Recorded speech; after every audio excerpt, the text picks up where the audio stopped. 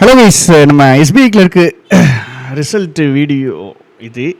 So result வந்துடுச்சு. SBI கிளர்க்குக்கான result முன்னாடியே வந்துட்டு இது மார்க்ஸு ஸ்கோர் கார்டு வந்திருக்கு. சரியா, ரிசல்ட் கிடையாது, இது ஸ்கோர் கார்டு.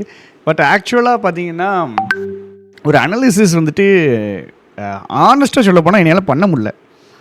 ஏன் அப்படின்னா செகண்ட் ஷிஃப்ட் தான் டிஃபிகல்ட்டு. சரியா, செகண்ட் ஷிஃப்ட் தான் கஷ்டம். செகண்ட் ஷிஃப்ட்டு தான் இவனுக்கு பேஸாக வச்சுருக்கானுங்க. ஃபஸ்ட் ஷிஃப்ட்டுக்காரனுக்கு மார்க்கை ஏற்றி போட்டிருக்கானுங்க.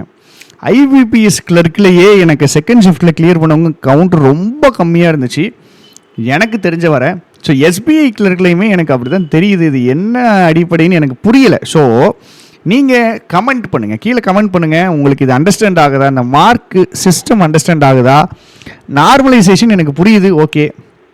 செகண்ட் ஷிஃப்ட்டு பேஸ் ஷிஃப்ட்டாக எடுத்திருக்கீங்க. ஸோ ஃபஸ்ட் ஷிஃப்ட்டை நார்மலைஸ் பண்ணியிருக்கீங்க, ஓகே. அப்படின்னா ஃபஸ்ட் ஷிஃப்ட் மார்க்கு குறைக்க தானே செய்யணும். செகண்ட் ஷிஃப்ட் தான் டிஃபிகல்ட்டு. இப்போ செகண்ட் ஷிஃப்ட்டை பேஸ் ஷிஃப்ட்டாக எடுத்திங்கன்னா ஃபஸ்ட் ஷிஃப்ட் மார்க்கை ஏற்றவே முடியாது, குறைக்க தான் செய்யணும்.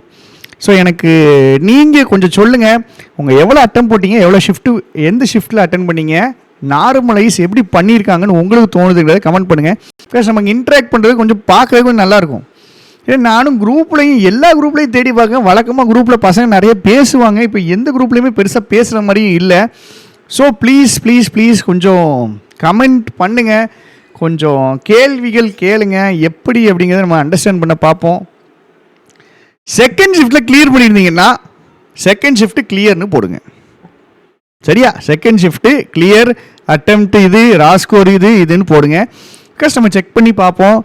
வழக்கம் போல் ஸ்டேட்லேயே நம்ம ஆட்கள் தான் டாப்பில் போய் கட் ஆஃபை நிப்பாட்டி வச்சுருக்காங்க.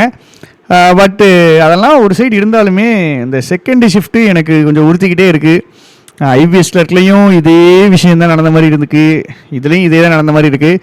ஸோ கொஞ்சம் என்னுடைய ஒரு ஹெல்ப்புக்காக தான் நான் அதை கேட்குறேன். எனக்கு கொஞ்சம் அனலைஸ் பண்ணுறதுக்கு கொஞ்சம் ஹெல்ப்ஃபுல்லாக இருக்கும், கண்டிப்பாக சொல்லுங்கள்.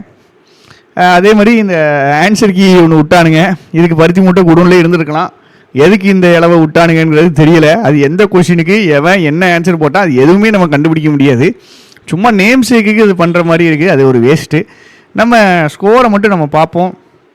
கண்டிப்பாக நான் சொன்னதை கீழே கமெண்ட் பண்ணுங்கள், ஒரு அனாலிசிஸ் நம்ம ட்ரை பண்ணி பார்ப்போம்.